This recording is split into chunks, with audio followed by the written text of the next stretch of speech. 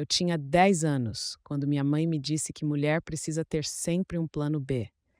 Na época achei bobagem, jurava que meus sonhos seriam tudo o que eu precisava. Mas a vida tem um jeito engraçado de te ensinar, às vezes na porrada. Meu nome é Isabela Moreira, e essa história que vou contar para você não é daquelas bonitas que aparecem em comercial de margarina. É uma história de cicatrizes. Algumas ainda doem quando o tempo muda, outras já viraram parte de mim. Marcas que carrego com um estranho orgulho agora, porque sobrevivi a elas. Tudo começou quando eu tinha 19 anos, saindo de Presidente Prudente para tentar a sorte em São Paulo. Aquela história batida de menina do interior que acha que a capital é um lugar onde tudo é possível. Cheguei com uma mala, umas economias que não dariam para um mês de aluguel e uma vaga na faculdade de administração no turno da noite. Lembro de mandar mensagem para minha mãe. Cheguei bem, São Paulo é linda. Era mentira. Eu estava apavorada. 3 meses depois, as economias acabaram. O bico de garçonete pagava uma miséria. A pensão onde eu morava aumentava o aluguel todo mês, e eu não conseguia outro emprego que encaixasse com o meu horário de estudos. Foi quando conheci a Helena, dona da pensão, que me chamou para conversar numa noite em que me encontrou chorando na escada de incêndio. Menina, eu vejo você se matando para pagar as contas sem largar a faculdade. Tenho uma amiga que conhece umas pessoas. Você é bonita, educada, poderia ganhar um dinheiro bom só fazendo companhia. A princípio, pensei que era só isso mesmo. Companhia, jantares, festas de empresa, aquelas coisas. Mal sabia que eu estava dando o primeiro passo para me tornar acompanhante de luxo. Não, eu nunca tinha imaginado essa vida para mim. Mas naquele momento, era isso ou voltar para o interior com a cauda entre as pernas, sem diploma, sem futuro e com os olhares de eu bem que avisei me seguindo pela rua. Os primeiros encontros foram estranhos. Eu me sentia deslocada, como se estivesse num filme interpretando outra pessoa. Colocava vestidos emprestados, maquiagem que não era minha, aprendi a falar sobre assuntos que nunca tinham feito parte da minha vida. Era como vestir uma fantasia toda noite e tirar de manhã, com alguns trocados a mais no bolso. O suficiente para continuar estudando, para mandar um dinheirinho para casa e contar que consegui um emprego bom em uma empresa. Mas depois de um tempo a gente normaliza qualquer coisa. O corpo se adapta, a mente se protege. Criei uma personagem, a Bela, confiante, desejável, que sabia jogar aquele jogo. A Isabela, a verdadeira, eu guardava bem escondida para noites de estudo e para as raras ligações com minha família. Foi numa dessas noites, num evento corporativo qualquer, que conheci o Ricardo. Alto, impecável, num terno cinza, olhos que pareciam enxergar através de você. Diferente dos outros clientes, ele não se gabava, não falava alto, não me tratava como um troféu. Ele me olhava nos olhos quando conversávamos e pela primeira vez em muito tempo senti que alguém via uma pessoa em mim, não apenas um corpo. Você é diferente das outras, ele disse na nossa segunda noite juntos. Aquela frase devia ser um clichê, mas como doeu de bom ouvir isso. Achei que ele tinha visto algo em mim que nem eu mesma via mais. Ele pagava mais que os outros, me levava a lugares mais exclusivos, me dava presentes pequenos, mas significativos. Um livro que mencionei gostar, um broche delicado, coisas que pareciam dizer, eu te escuto. 6 meses depois de conhecer Ricardo, comecei a me afastar dos outros clientes. Ele não pediu isso, mas insinuava que se importava comigo demais para dividir. Era a primeira vez que alguém parecia se importar comigo naquela cidade. Aos 22 anos eu já me sentia tão usada, tão gasta, que aquela exclusividade parecia um tipo distorcido de respeito. Foi nessa época que conheci o Eduardo. Não como cliente, Deus me livre, mas numa padaria perto da faculdade. Eu estava esperando meu café, revisando umas anotações de gestão financeira, quando ele se aproximou. Um cara comum, sem o brilho metálico do Ricardo, sem o poder de um empresário. Só um homem normal, de jeans desbotado e camiseta básica, mas com o sorriso mais genuíno que já tinha visto. Gestão financeira? Você estuda administração? Ele perguntou apontando para o meu caderno. Eu me formei ano passado. A conversa fluiu como água. Pela primeira vez em anos, eu não estava interpretando um papel. Éramos só dois jovens adultos conversando sobre livros, faculdade e sonhos pequenos. Ele me deu seu número num guardanapo, sim, igual nesses filmes clichês, e disse: seria legal tomar um café de verdade qualquer dia. Guardei aquele guardanapo por tanto tempo que as bordas se desfizeram. Não liguei para ele por semanas. Como poderia? Que homem decente iria querer algo com uma garota como eu? Mas ele frequentava aquela padaria e nos esbarramos de novo. E de novo. Na terceira vez, ele perguntou com aquele sorriso sincero: Você perdeu meu número ou está me evitando? Nossa primeira saída oficial foi num domingo à tarde, um cinema, depois um passeio no parque. Tão inocente, tão normal que quase doía. Ele me tratava como uma garota comum, me perguntava sobre meus sonhos, ria das minhas piadas bobas. E eu mentia. Dizia que trabalhava como assistente administrativa. Tecnicamente não era mentira. Eu assistia Ricardo em várias funções. Falava da faculdade, da minha família no interior, mas omitia todas as partes feias, todas as noites, todos os homens. Com Eduardo, eu podia ser a Isabela que eu queria ser. A garota que tinha deixado para trás em Presidente Prudente, cheia de sonhos e sem marcas. Nosso relacionamento evoluiu de forma tão natural que às vezes eu esquecia que vivia uma vida dupla. Durante o dia, eu era a namorada do Eduardo, a estudante dedicada. À noite, continuava sendo exclusiva do Ricardo, que agora me pagava o suficiente para cobrir todas as minhas despesas. Eu me dizia que estava apenas sendo prática, juntando dinheiro para nosso futuro, para poder um dia largar aquela vida sem olhar para trás. Ricardo nunca questionou minhas ausências durante o dia. Ele próprio tinha uma vida que eu sabia muito pouco a respeito. Éramos como dois atores contracenando, sem nunca falar sobre o que acontecia fora do palco. Em algum momento, me permiti sonhar que poderia realmente ter um final feliz com Eduardo, que poderia enterrar meu passado e simplesmente seguir em frente. Que idiota eu fui. No nosso aniversário de um ano juntos, Eduardo me pediu em casamento. Um anel simples, uma promessa sincera. Você me faz sentir que vale a pena acordar todo dia, Isa. E eu chorei. De alegria, sim, mas também de culpa, porque ele amava uma versão minha que não existia por completo. Naquela noite, tomei a decisão mais difícil da minha vida. Liguei para Ricardo e disse que não poderia mais vê-lo. Ele ficou em silêncio por um tempo tão longo que achei que a ligação tinha caído. Você conheceu alguém? Ele disse finalmente.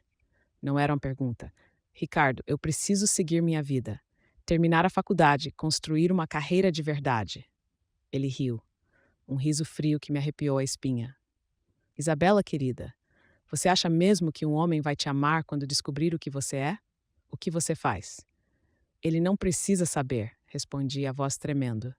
Todo mundo tem um passado que encontra a gente mais cedo ou mais tarde, ele disse, antes de desligar. Ignorei o nó no estômago que aquelas palavras causaram.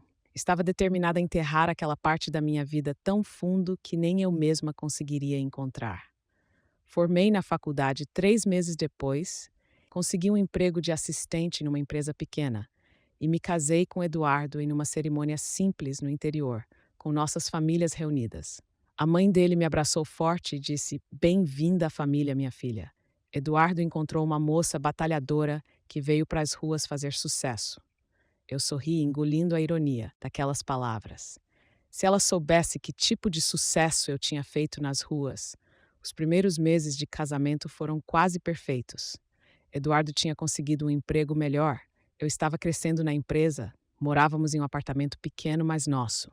Às vezes eu me pegava olhando para ele dormindo e pensava: como consegui tanta sorte? Mas o universo tem um jeito de cobrar suas dívidas. Eduardo começou a ficar estranho depois de um ano de casamento. Mais quieto, mais distante. Pequenas críticas começaram a aparecer. Se eu tivesse casado com uma mulher que não tivesse tantas bagagens, talvez tudo fosse mais fácil. Ele dizia isso em momentos aleatórios, como se jogasse uma pedra para ver onde cairia. Eu não entendia o que estava acontecendo. Tentava ser a esposa perfeita, cuidar da casa, apoiá-lo no trabalho, mas alguma coisa tinha mudado e eu não conseguia identificar o quê. Foi quando descobri que estava grávida. No começo, achei que a notícia iria nos aproximar novamente, trazer de volta aquele Eduardo carinhoso do início. E por algumas semanas, funcionou. Ele voltou a sorrir, a fazer planos, a me olhar com aquele brilho de antes. Mas então veio a primeira crise financeira séria. O carro quebrou, precisava de um conserto caro. Eduardo ficou furioso, como se eu tivesse culpa. A gente mal consegue se manter, e agora vem um bebê. Como vamos dar conta? Aquela noite foi a primeira vez que pensei em Ricardo em muito tempo. Ele poderia resolver um problema como esse com um estalar de dedos. Odiei-me por esse pensamento, mas ele veio mesmo assim. Como se invocado pelos meus pensamentos, recebi uma mensagem no dia seguinte. Um número desconhecido, mas o conteúdo deixava claro. Era ele. Soube que você está esperando. Parabéns. Se precisar de ajuda, estou por aqui. Como ele sabia, senti meu sangue gelar. Não respondi, bloqueei o número. Mas o estrago já estava feito. A semente da dúvida estava plantada. As coisas com Eduardo continuaram piorando. Ele se afastava cada vez mais. Trabalhava até tarde, chegava bêbado algumas noites. Em uma delas, quando eu já estava com 5 meses de barriga, ele me encarou com olhos vermelhos e disse: Você está me traindo igual nos tempos de futurismo. Meu coração parou. Como ele poderia saber? Eu nunca tinha dado nenhuma pista, nunca tinha deixado escapar nada. Do que você está falando? Perguntei, tentando manter a voz firme. Sei por nada. Ou você me explica ou não entenderei. Aquela frase ficou martelando na minha cabeça por dias. Eu comecei a duvidar da minha própria sanidade. Será que tinha falado alguma coisa dormindo? Será que alguém do meu passado tinha nos visto juntos? Quando Lucas nasceu, achei que as coisas iriam melhorar. Um bebê lindo, perfeito, com os olhos do pai. Eduardo chorou quando o pegou no colo pela primeira vez. Meu filho, ele sussurrou, e por um momento senti que tudo ficaria bem. Mas aquele momento foi breve. As noites sem dormir, as contas se acumulando, o choro constante do bebê. Eduardo ficava cada vez mais tempo fora de casa. Quando estava presente, mal olhava para mim ou para Lucas. Uma noite ele não voltou para casa, nem na noite seguinte. Quando finalmente apareceu, 3 dias depois, estava com uma expressão estranha, determinada. Precisamos conversar, Isabela. Sentou-se à mesa da cozinha, colocou as mãos na frente do corpo, como se estivesse em uma entrevista de emprego. Eu sei sobre seu passado, sempre soube. O mundo pareceu parar, o ar ficou pesado, difícil de respirar. Do que você está falando? Não me faça de idiota, você acha que eu não sabia que você era garota de programa? A palavra me atingiu como um tapa. Nunca tinha usado esse termo para o que eu fazia. Acompanhante. Era assim que me chamavam, soava menos sujo. Como?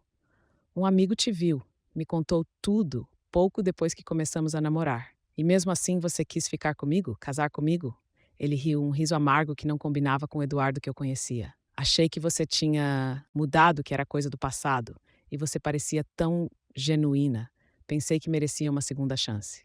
Fiquei em silêncio, processando aquela revelação. Todo esse tempo ele sabia. Cada momento juntos, cada declaração de amor, cada plano para o futuro, tudo tinha sido construído sobre essa mentira que eu achava que só eu carregava. Mas agora, ele continuou, agora não tenho mais certeza de nada. Esse filho é mesmo meu? Foi como se o chão se abrisse sob meus pés. Como você pode perguntar isso? Claro que é seu filho. Como posso ter certeza? Você mentiu sobre tudo mais. Eu não menti sobre isso. Nunca te traí, Eduardo. Nunca. Ele se levantou, passou as mãos pelo cabelo. Preciso de tempo para pensar. Vou ficar na casa do meu irmão por uns dias. Aqueles uns dias se transformaram em semanas. Ele aparecia de vez em quando para ver Lucas. Trazia algum dinheiro, mas mal falava comigo. Eu estava vivendo um pesadelo, cuidando de um recém-nascido praticamente sozinha, tentando entender como minha vida tinha desmoronado tão rápido. Foi quando recebi outra mensagem de Ricardo. Desta vez, não bloqueei imediatamente. Ouvi dizer que as coisas estão difíceis. Podemos conversar? Só conversar, juro. Eu não deveria ter respondido. Não deveria ter concordado em encontrá-lo. Mas estava desesperada, me sentindo sozinha, abandonada. Precisava falar com alguém que conhecesse todas as partes de mim, mesmo as feias.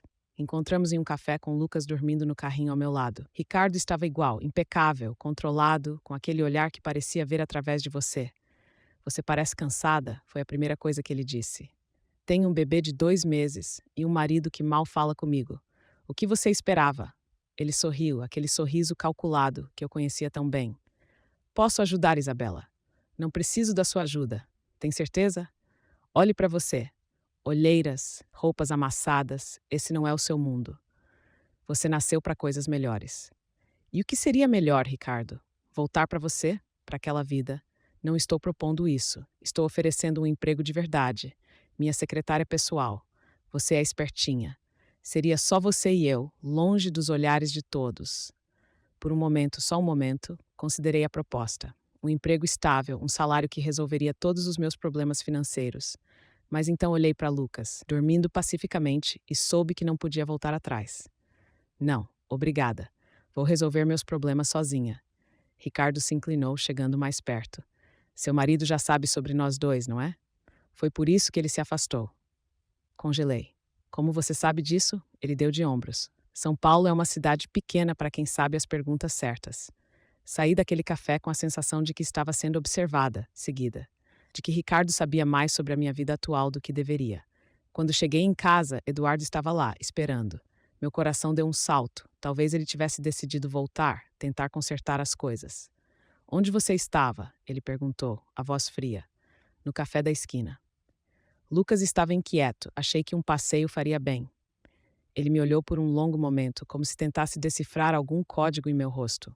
Com quem você estava? Sozinha, só eu e Lucas. Não minta para mim. Ele gritou de repente, fazendo Lucas acordar chorando.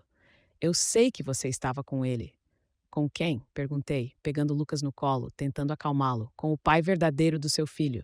Foi como levar um soco no estômago. Lucas é seu filho, Eduardo. Eu nunca te traí, nunca. Mas ele não estava ouvindo. Foi até o nosso quarto e começou a abrir gavetas, jogar roupas no chão. O que você está fazendo? Gritei, seguindo com Lucas chorando em meus braços. Procurando provas. Tenho certeza que você guarda alguma coisa dele. Fotos, mensagens, algo. Ele rasgou algumas das minhas roupas, revirou a gaveta de meias, jogou meus produtos de maquiagem no chão. Para com isso. Você está assustando o Lucas.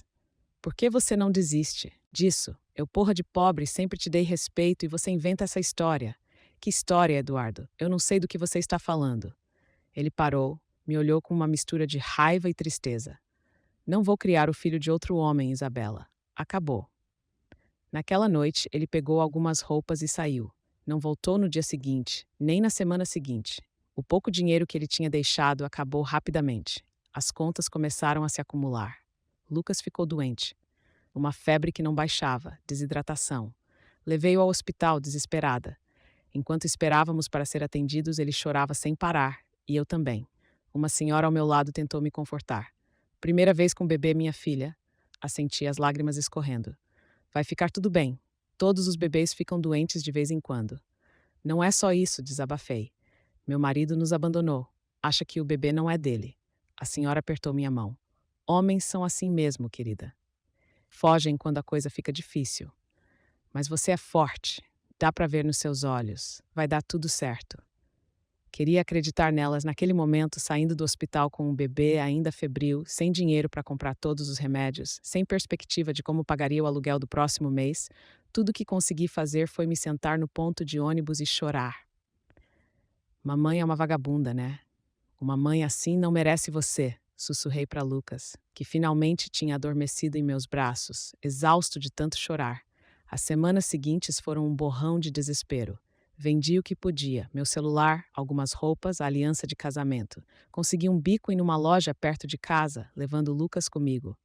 A dona, uma senhora idosa, deixava que ele ficasse em um cestinho atrás do balcão enquanto eu trabalhava. Eduardo apareceu uma vez, trouxe fraldas e leite. Parecia abatido, mais magro. Como ele está? Perguntou, olhando para Lucas dormindo. Melhor. A febre passou. Ele acenou com a cabeça, desviou o olhar. E você? Está se virando?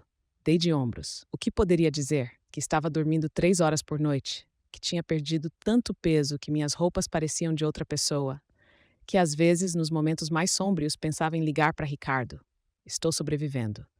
Ele ficou em silêncio por um tempo, como se quisesse dizer algo, mas não encontrasse as palavras. Eduardo, comecei, juntando toda a coragem que me restava. Lucas é seu filho. Eu juro pela minha vida. Se você quiser fazer um teste de DNA... Não é só isso, ele interrompeu. É tudo, toda mentira. Como posso confiar em você depois disso? Eu nunca menti sobre meus sentimentos por você. Nunca menti sobre querer construir uma família. Mas mentiu sobre quem você era. Não havia resposta para isso. Ele estava certo. Eu tinha construído nosso relacionamento sobre uma omissão tão grande quanto o oceano. Cerca de 8 meses depois do nascimento de Lucas, Eduardo voltou. Apareceu na porta com uma mala pequena, olhos vermelhos, uma expressão que eu não conseguia decifrar. Posso entrar? Perguntou, hesitante. Abri a porta, o coração batendo forte. Era a primeira vez que ele vinha desde que tinha trazido as fraldas, meses atrás.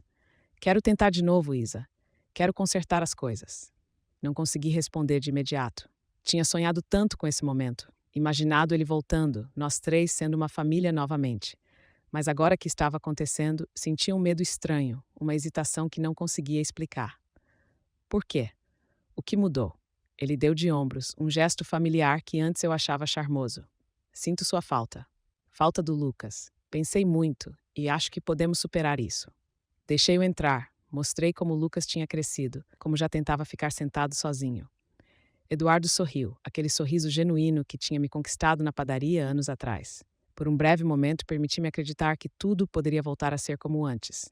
Mas à noite, depois que Lucas dormiu, ouvi um som vindo do banheiro. Eduardo chorando. Hesitei na porta, sem saber se deveria entrar, se ele queria privacidade. Foi quando vi na pia um recibo amassado, de um terapeuta. Não deveria ter olhado. A terapia era algo particular dele, mas o nome no cabeçalho me chamou a atenção. Dr. Ricardo Fontes. O mundo pareceu parar de girar. Ricardo? O mesmo Ricardo. Não podia ser coincidência. O recibo era de uma sessão recente, e no campo observações escrito à mão. Paciente relatou não poder perdoar uma mulher que o fez carregar um filho que não é dele. Recomendação: aceitar que algumas feridas não cicatrizam. Coisa parecida deve ter passado quando a gente encontra diário do marido, sabe?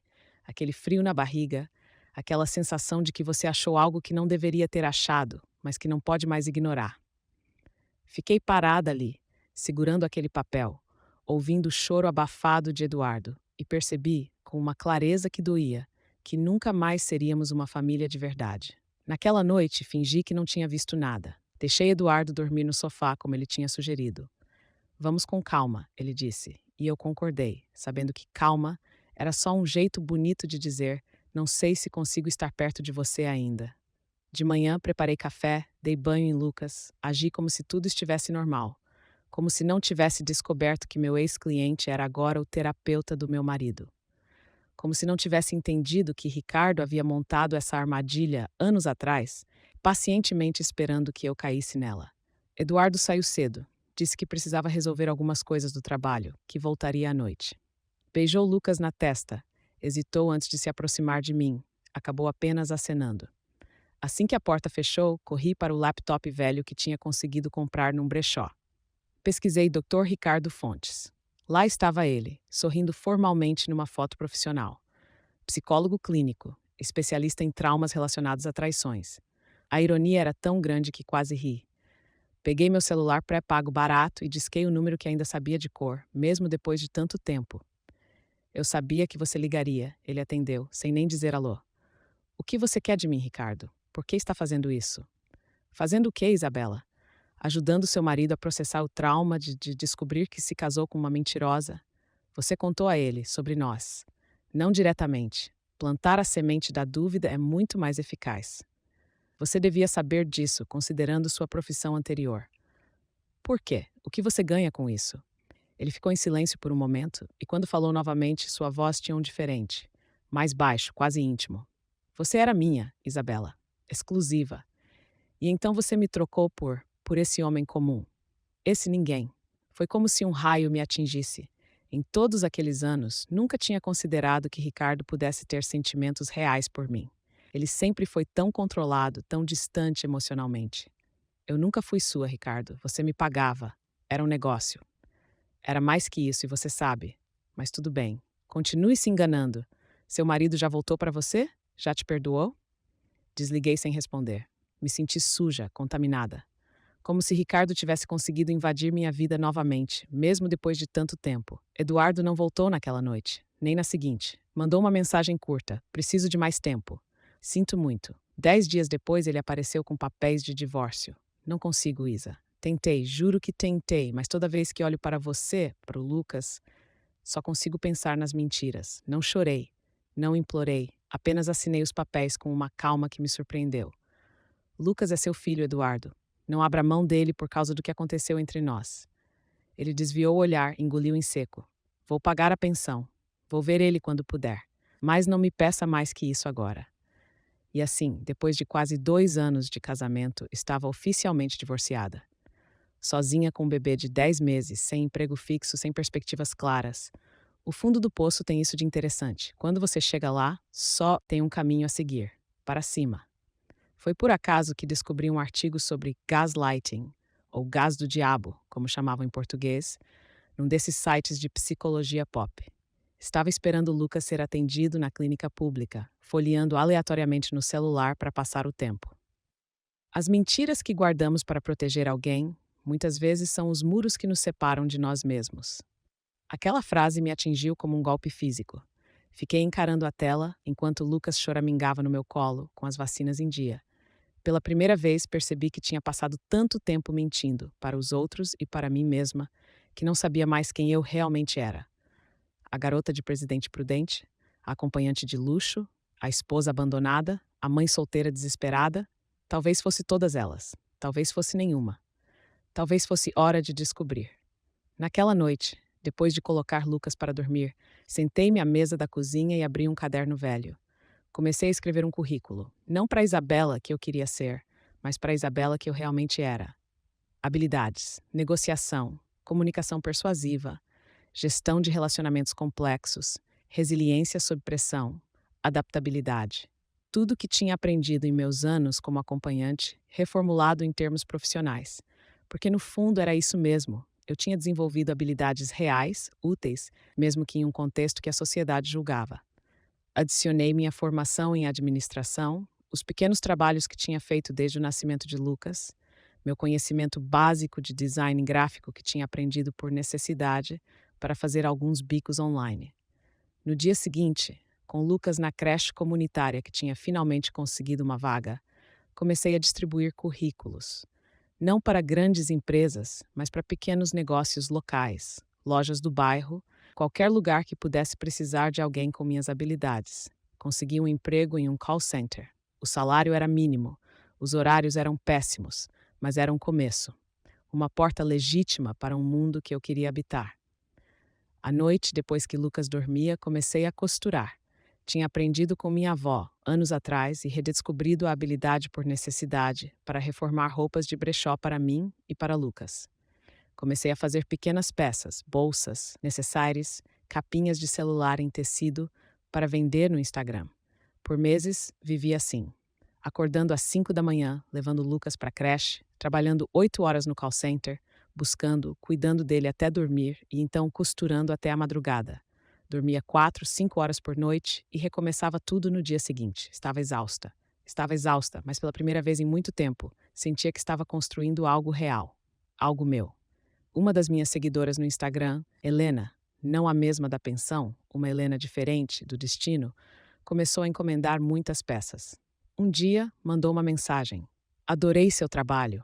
Tenho uma pequena agência de moda e estamos procurando alguém que saiba costurar e tenha noção de administração para nos ajudar com a produção e logística. Teria interesse? Meu coração disparou.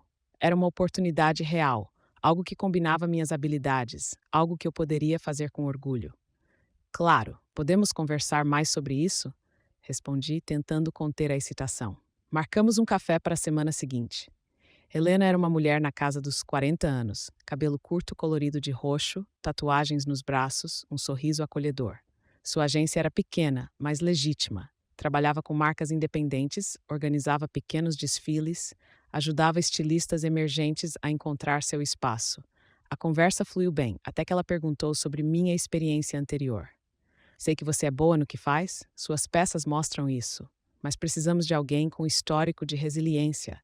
Sabe, uma campanha sobre empreendedorismo feminino que estamos desenvolvendo. Hesitei. O velho instinto de mentir, de criar uma história bonita, surgiu forte. Mas, então lembrei do artigo sobre muros que nos separam de nós mesmos. Posso ser sincera com você, Helena? Ela inclinou a cabeça, curiosa. Sempre. E então contei. Não tudo de uma vez, não cada detalhe sórdido, mas o suficiente. Que tinha sido acompanhante para pagar a faculdade, que tinha me casado escondendo meu passado, que meu marido tinha descoberto e me abandonado com nosso filho, que estava reconstruindo minha vida do zero. Esperei ver julgamento em seus olhos.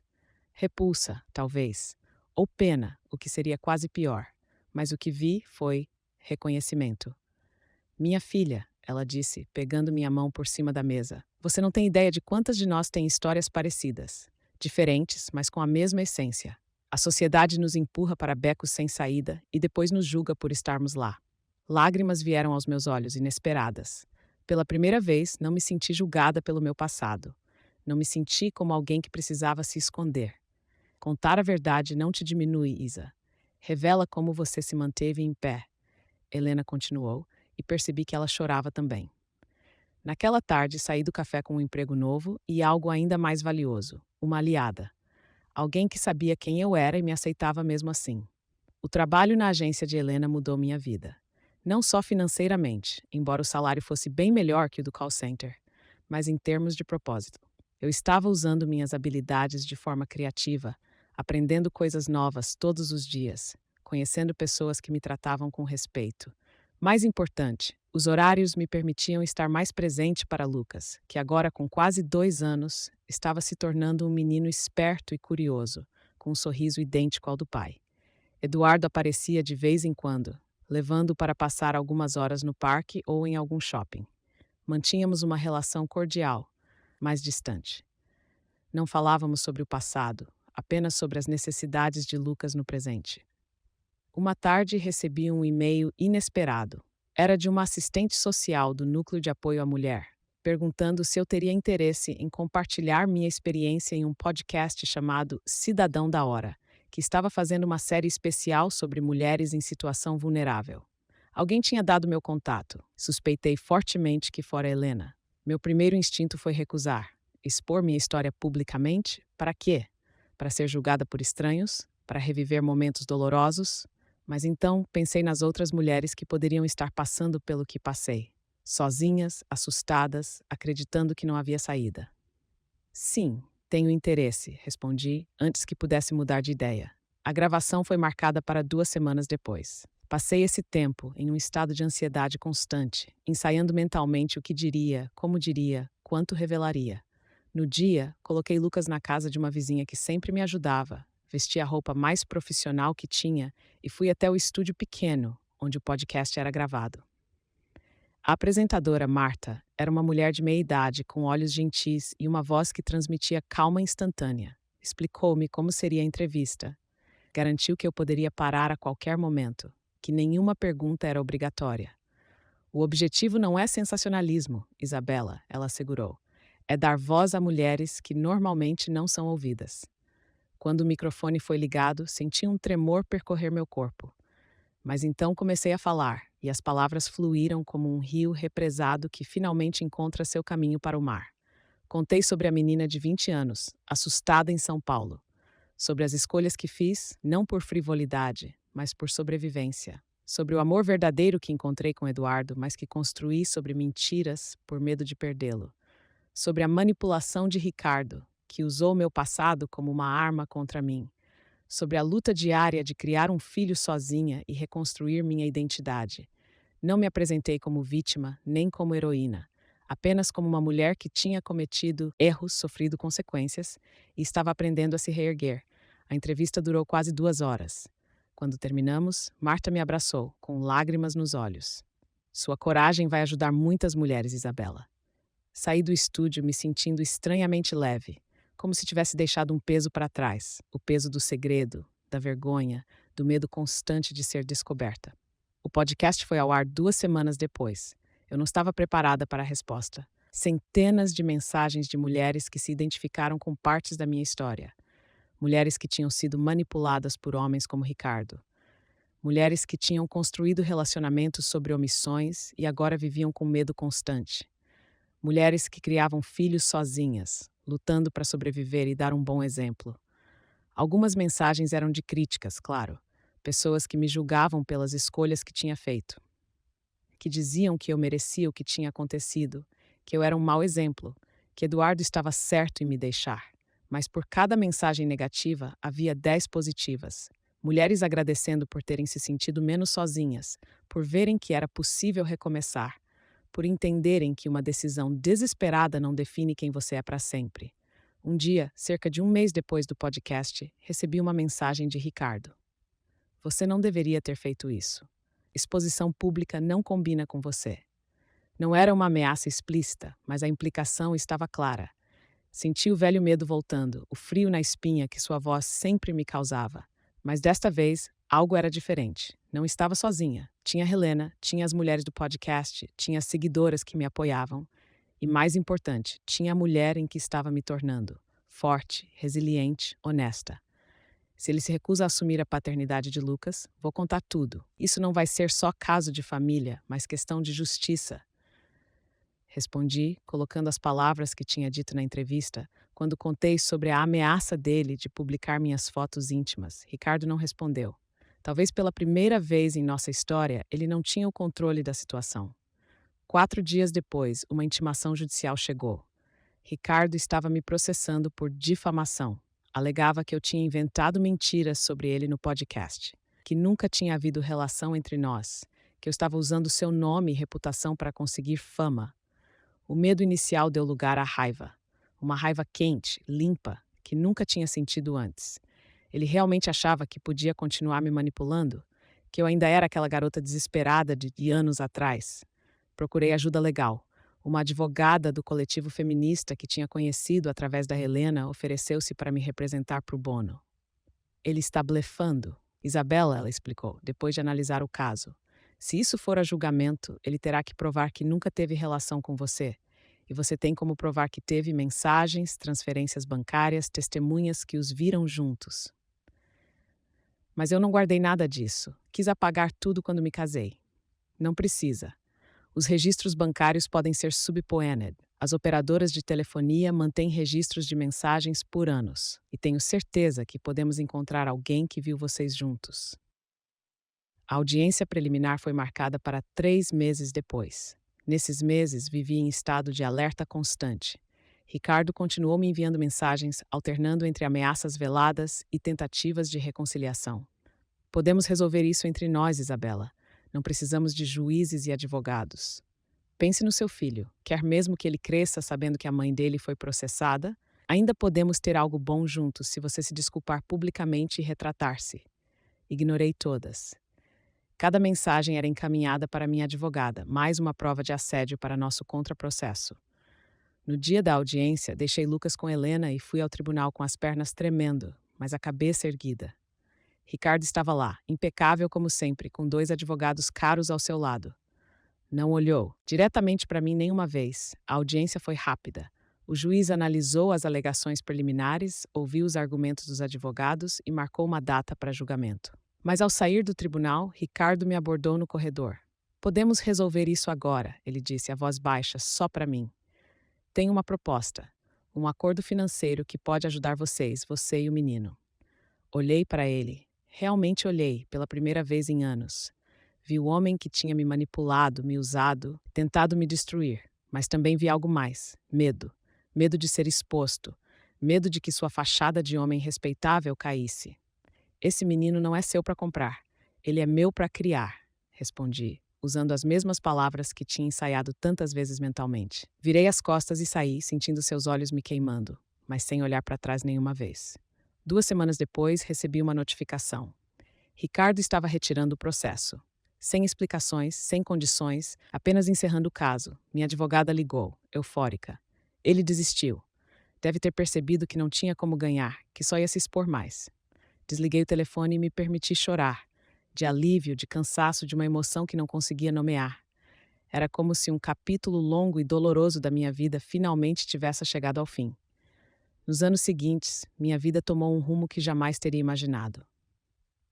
O podcast levou a convites para palestras em eventos sobre empreendedorismo feminino. As palestras levaram a uma parceria com Helena para criar nossa própria agência de marketing digital focada em negócios geridos por mulheres. A agência cresceu, contratamos outras mulheres com histórias de superação semelhantes, criamos uma rede de apoio que ia muito além do trabalho. Lucas cresceu, um menino doce e inteligente que fazia perguntas demais e ria com todo o corpo. Eduardo tornou-se mais presente em sua vida, e nossa relação evoluiu para uma coparentalidade respeitosa, se não exatamente amigável.